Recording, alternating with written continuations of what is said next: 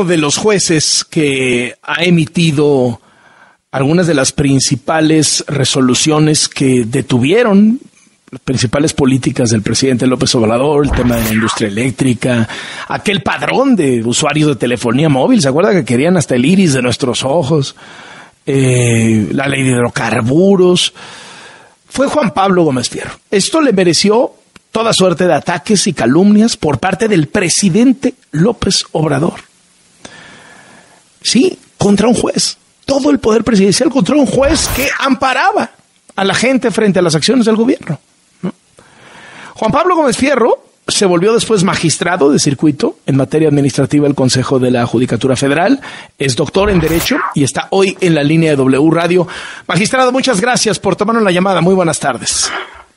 Hola Carlos, muy buenas tardes, muchas gracias por este espacio, gracias también a tu auditorio. Bueno, pues en este contexto, Carlos. No, vaya contexto. A ver, antes de entrar al tema de la reforma judicial, los paros, etcétera, ¿qué significa para un juez? ¿Cómo vive un juez el embate del presidente López Obrador cuando aparece el nombre en la mañanera y empiezan las calumnias y que si la corrupción y el dinero? ¿Cómo se vive laboral, personalmente, algo así? Mira, Carlos, normalmente los jueces estamos sometidos a distintos tipos de presiones en el ejercicio de la actividad que realizamos. Normalmente una de las partes siempre termina en una inconformidad con lo que se resuelve. Desde luego sí se imprime una presión mucho mayor cuando una de las partes, en este caso uno de los titulares de los poderes de la Unión, está inconforme con la decisión. Pero bueno, parte de la formación que tenemos en la carrera judicial es enfrentar con mucha templanza este tipo de situaciones para poder decidir conforme a derecho y que los derechos de las personas sean protegidos. Sin embargo, no es lo mismo una persona en un juicio que el presidente de la República y este presidente con todo el poder y la fuerza que tiene, ¿no?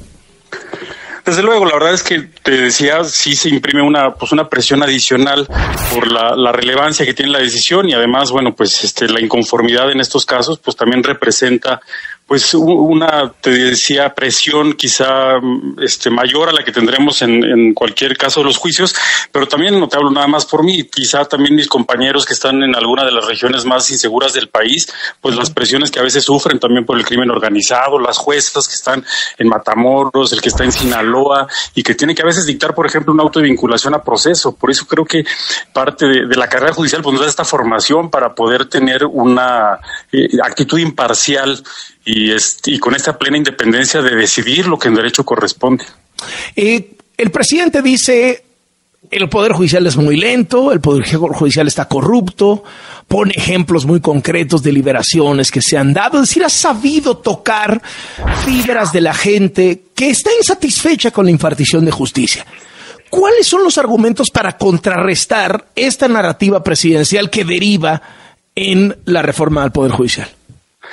Sí, mira, yo como lo veo es que la gente efectivamente siente una falta de justicia en México. Pero el problema es que se atribuye esa falta de justicia en México solamente al Poder Judicial de la Federación, cuando la justicia pasa por muchas etapas. La seguridad pública, donde hay un alto índice de impunidad en México, luego de una gran cantidad de asuntos que fluyen a las fiscalías, solamente el 10%, menos del 10% se consigna ante los tribunales y claramente después que los tribunales resuelven primero en la justicia local, fluye hacia la justicia federal. Pero entre todos estos procesos, ya las víctimas de los delitos, las personas que han sido afectadas por esta falta de empatía de las autoridades, llegan hasta hacia el Poder Judicial y en el Poder Judicial, en muchas ocasiones es donde se repara esta parte. Pero ahora, todas estas deficiencias que encontramos en cada una de las etapas previas a que lleguen los asuntos al Poder Judicial se atribuyen al Poder Judicial como si fuera el responsable de esta percepción de injusticia en México, cuando en realidad la gente no se queja de lo que pasa en los tribunales federales, donde justamente llegan a conseguir el amparo y protección de la justicia federal, sino en las etapas previas donde prácticamente fueron violados sus derechos. Ahora, el paro en concreto, el presidente dice que es ilegal el paro. Bueno, inició una suspensión de labores el día de ayer por parte de la base trabajadora. La base trabajadora organizada se inició estas labores considerando que se ven afectados sus derechos. Se dice, no se afectan los derechos de la base trabajadora porque dice el decreto o la propuesta en el dictamen que se van a respetar. Hay de entrada un derecho fundamental que además viene derivado de una reforma constitucional que el titular del Ejecutivo suscribió en 2021, que pone en el centro a la carrera judicial. Y dentro de los derechos que tiene esa reforma, que además se desarrolla en la Ley de Carrera Judicial que se promulgó posteriormente, es que las personas que forman parte de la carrera judicial puedan competir en igualdad de condiciones en los cargos que la conforman. Entonces, hay una propuesta del titular del Ejecutivo, una reforma constitucional que tiene menos de 3 años, fue en 2021, que pone en el centro la carrera judicial como el eje fundamental para el mejoramiento de la justicia. Entonces, ahora los trabajadores dicen, se afectan nuestros derechos precisamente porque les impide que a través de los méritos y de la carrera que han ido construyendo se puedan ir accediendo y ir subiendo en los eslabones de la carrera judicial. Y bueno, como bien sabes, ayer, pues la mayoría de los jueces y magistrados se han pronunciado en el sentido de que es necesario también la paralización de las labores, pero justamente esto lo que tiene como finalidad es buscar una reflexión profunda sobre un cambio tan trascendente como es una reforma constitucional de esta naturaleza, que además va a retrasar, lo que se busca es desde luego generar una justicia más pronta, va a retrasar la justicia, pero además va a deteriorar la calidad de justicia que hoy se presta en México. Entonces, nosotros no estamos defendiendo una posición individual, Carlos. Yo renuncio mañana, pero el problema no va a ser el privilegio que según se dice defiendo yo, sino un modelo de Estado que nosotros hemos elegido que sea congruente con un Estado democrático y además que se respete la división de poderes. No es que estemos defendiendo una posición individual, no es que queramos defender un privilegio, como se ha dicho, sino en realidad defender la carrera judicial y al Poder Judicial como un eje fundamental en el desarrollo de un Estado democrático en México. ¿Tiene cosas buenas la reforma que plantea López Obrador?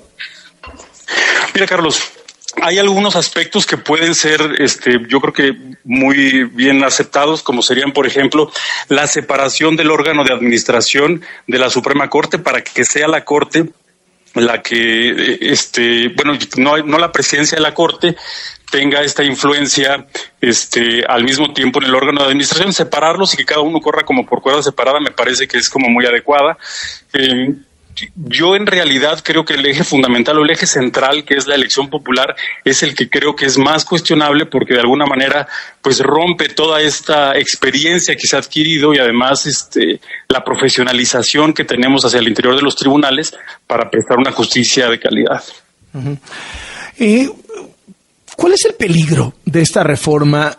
Nos acerca, como han dicho incluso medios de comunicación internacionales, a una dictadura, es decir, aniquila la capacidad de vigilancia, de contrapeso de un poder sobre otro poder, que es para lo que fue diseñado el Poder Judicial, el Poder Ejecutivo, el Poder Legislativo, separados los unos de los otros. ¿Sí nos acerca a la dictadura?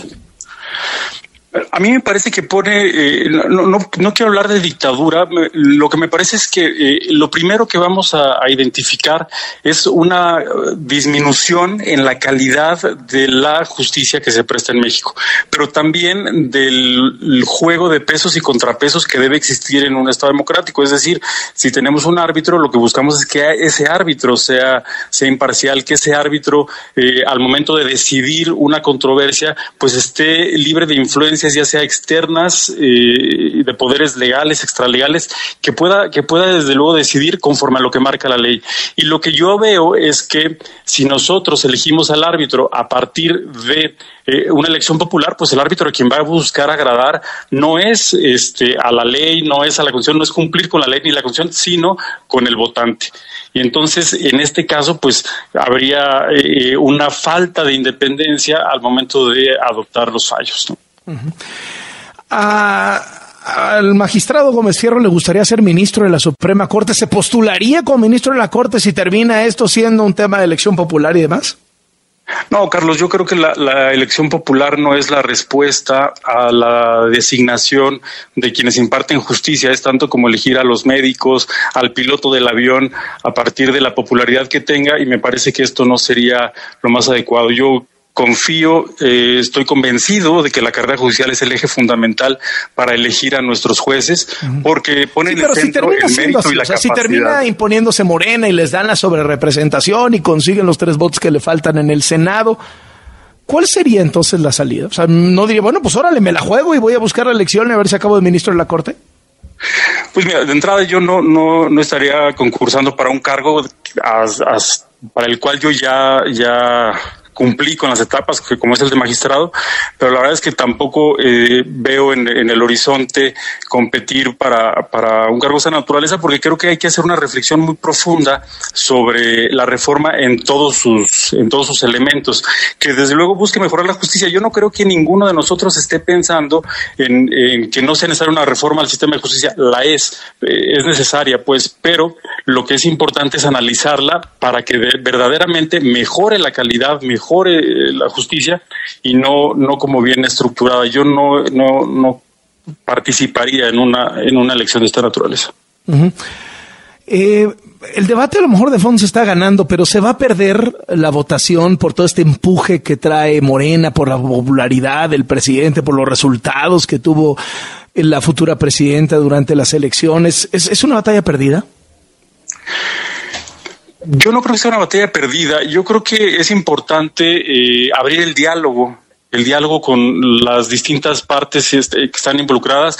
Estamos en un proceso de transición, va a iniciar un nuevo gobierno, inicia una nueva legislatura, y yo creo que lo más importante es que hagamos un proceso de reflexión muy profundo de cuál es verdaderamente el poder judicial que queremos, porque la decisión que tomemos ahorita va a ser una decisión que va a impactar en las próximas décadas y en las próximas generaciones sobre nuestro sistema de justicia. Entonces a mí me parece que debemos como reflexionarlo muy bien, y es más, o sea, tener la posibilidad de que en esta nueva legislatura, al margen del dictamen que existe, pudiera revalorarse, pudiera replantearse, pudiéramos establecer este diálogo, que es lo que se ha buscado precisamente para mejorar la calidad en el sistema de justicia en México.